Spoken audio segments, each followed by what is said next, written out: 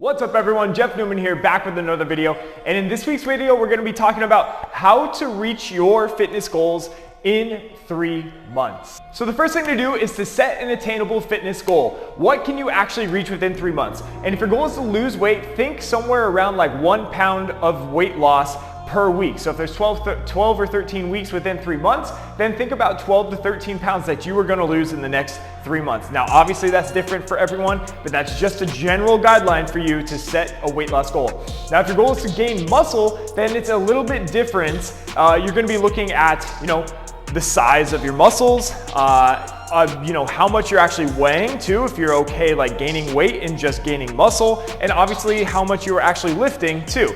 Now, regardless of whether your goal is to lose weight or gain muscle, you should look at more than just a scale. Obviously, you should look at the scale to see what your body fat's doing, but you can also look at body circumferences. You can look at progress photos. Taking progress photos is a huge help because then you can look back after a month or two and see if you can see a physical difference. And something as simple as just like, how do your clothes fit? Are your shirts a little bit tighter if you're trying to put on muscle? Do your pants fit a little bit better if you're trying to lose fat? Things like that are gonna help track your progress to make sure that you are getting to your fitness goal. So the next thing that you need to do is find out how many calories that you should actually be eating. Now, obviously this is very different for each person. It's very dependent on your body type and what your goal is, whether you're trying to lose weight or trying to put on muscle. If you're losing weight, you have to be in a calorie deficit, meaning you are burning more calories than you are eating, so your body is going to burn body fat as fuel. And if you're trying to put on muscle, you might want to be more in a caloric surplus, meaning you are eating more than you are burning, so then you're giving your body energy to build muscle. So the first thing you need to do is calculate your BMR. That's how many calories that you are burning at rest based on your body type.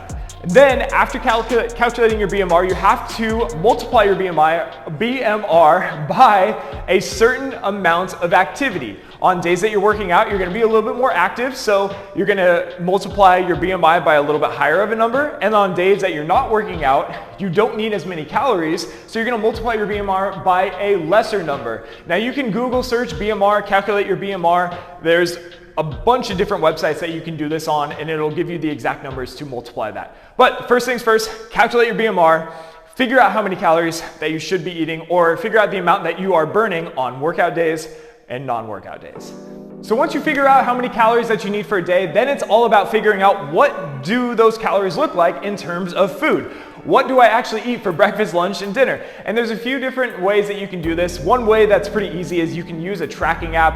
I personally like to use MyFitnessPal. It's free. There's a bunch of different other apps out there. But tracking can help you be a little bit more precise. It can show you what foods can actually fit into your daily calories that you should be eating. And it doesn't mean you have to track every single day, but at least you can do it for a week or two and get familiar with what foods actually fit into your budgeted calories that you should be eating based on your goals. Now, one quick note on overall calories and tracking your calories is that you're never gonna be 100% perfect.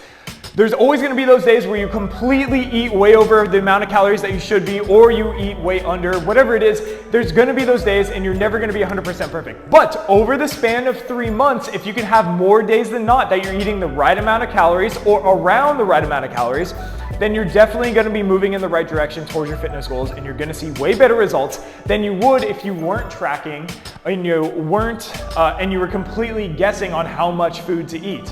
And that's another note also with tracking is a tool. It's not a long-term solution. That's why it's so important that if you do end up tracking, that you mentally get used to what your portions should actually look like for the amount of calories that you should be eating. So then if you have a day where you're not tracking, or whether you're traveling or eating out or whatever it is, you can mentally eyeball what your portion should be like so you're still eating the same amount and the right amount of calories towards your goals. But again, you're not gonna be 100%, so prepare yourself that there will be those days that you're gonna completely blow out your calories, but that's okay as long as you have more days than not of eating the right amount of calories.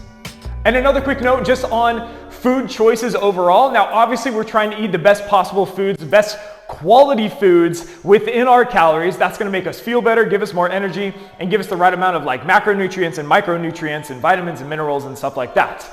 But, again, we're gonna have those days, just like the calories, we're gonna have those days where we're just gonna make all the wrong food choices. And again, that's okay, that's real life. We're not gonna be 100% perfect. You're not gonna follow a diet 100%. And anyone who does is completely lying. So, obviously, more often than not, we wanna be eating the right foods, but allow yourself to have those bad foods from time to time to enjoy yourself and enjoy your time and enjoy different foods. And the good thing is, if you're following the right calorie amount, if you're eating the right calories, you have a little bit more leeway with your food choices. Now, that doesn't mean that you can fit in donuts every single day, because yes, you can fit in donuts within your calories and stuff, but that's not the point. Obviously, if you're eating less quality foods, then you're gonna have a less quality life. You're gonna have less energy. You're gonna not feel like working out. You're just gonna feel sluggish and tired. So, but on the flip side of things, you don't have to be 100% perfect and just eat like meat and veggies and fruit. So find that balance. If you're eating the right amount of calories, you have a little bit more leeway to fit in bad foods like that. But your overall focus should be trying to get the best quality foods and fit it into your daily calories. All right, now we're gonna get into the fun part, the workouts. Now, obviously, if you're looking to lose weight or put on muscle, you're probably planning on working out. Now, I would suggest working out a minimum of 3 times per week, but this is obviously dependent on your current fitness level, your goals, and how you're feeling. Now, someone who's a little bit more experienced might need 4 or 5 days per week, 4 or 5 workout days per week. But if you're new to working out, then probably 3 times as a minimum is a good start. So don't mind me, I'm gonna be going back and forth with my notes here. They're down here, and I'm gonna be looking up and down.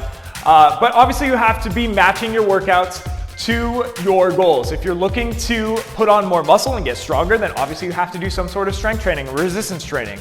If you're looking to burn fat, then a combination of some strength training and some cardiovascular training, maybe some high intensity or circuit training or running, whatever it is, you're gonna have to include that to get that burn more calories and end up losing weight. Now, on those days that you work out, this plays back into what we were talking about with the caloric needs. On days you work out, you're burning an extra 150 to 600 calories. That's why on days that you are working out, your caloric allowance per se is higher than on days that you don't work out. Makes sense, right? Right. All right, so getting into different exercise modalities, workout modalities.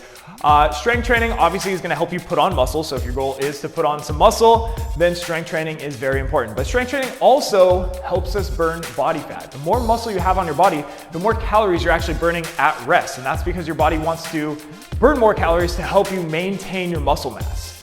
All right, now looking at something like cardio, like going for a run, that's obviously gonna help you improve your cardiovascular health, your endurance. It's gonna help you burn calories. But you know, some people might be less motivated to go for a run 5 times a week, and also running 5 times a week might not even be the best thing too, just because of repetitive motion, injuries, the impact, things like that. But I'm not saying that it's not a good version of exercise either.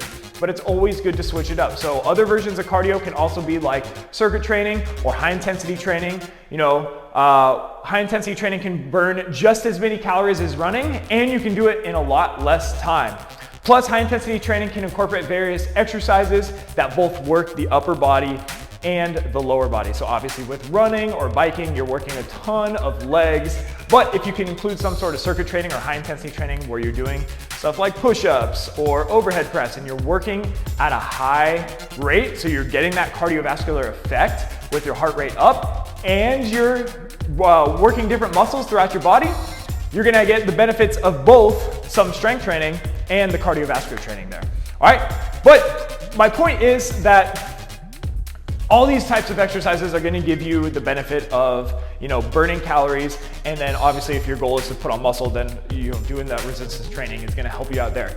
But all these forms of exercises have their own benefit, and it's good to have a routine that includes all of them: strength training, cardiovascular training, high intensity training, circuit training, whatever it is. Include it all, so then you are less inclined to get bored, you're more inclined to stay motivated, and you're going to see the best results. All right, so that's the workouts. So we laid out our goals, we broke down our nutrition needs, our caloric needs, we broke down the workouts, we put together a program that's gonna be right for us, right for our goals. We're including our strength training, our cardio, our high intensity training to get the best results. The next thing is to check in with yourself frequently. Track your progress. Take those progress photos. See how your clothes are fitting. How are you feeling? You know, it doesn't make sense to reach your goals but you feel like crap. You should be reaching your goals and still feeling motivated and energized. Check in with yourself frequently, and also make sure that you're making progress too. You know, every few weeks, if you're hopping on the scale and you're like, damn, I'm not seeing any progress, and you're noticing in your progress photos you're still not seeing progress, then obviously something has to change. But also, that's why we track multiple things, because you could hop on the scale and be like, damn, I'm not seeing any progress. And then you put on an old pair of jeans, you're like, whoa, why? These don't even fit anymore. And then you put on a belt and you're like, oh man, that belt doesn't even fit anymore. So that's why you have to track multiple ways of tracking your progress. And that's why you have to check in with yourself. If you just wing it for 3 months and then at the end of the 3 months, you're like, whoa, I didn't lose a thing. Well, you didn't check in with yourself and you didn't make the adjustments needed to make progress. All right, look, if you liked today's video and it helped you out, then please like it and please share it with someone. And if you're someone who might need some extra help getting to their goals, then you can head on over to northbaysc.com and check out the programs that I have there. I've got some in-person programs if you're in the Petaluma area. I've also got some home programs too, a home dumbbell program that includes strength training, high intensity training, cardiovascular training, all the things that we just talked about in this video with limited equipment that you can do from home. Or if you're someone who might need a little bit more of a personalized program, fill out one of the forms on the website and I'll connect with you and we'll figure out what's best for you. All right, I hope you enjoyed this video. Again, if you did, please share it with someone who would benefit from this, and I will see you for the next video.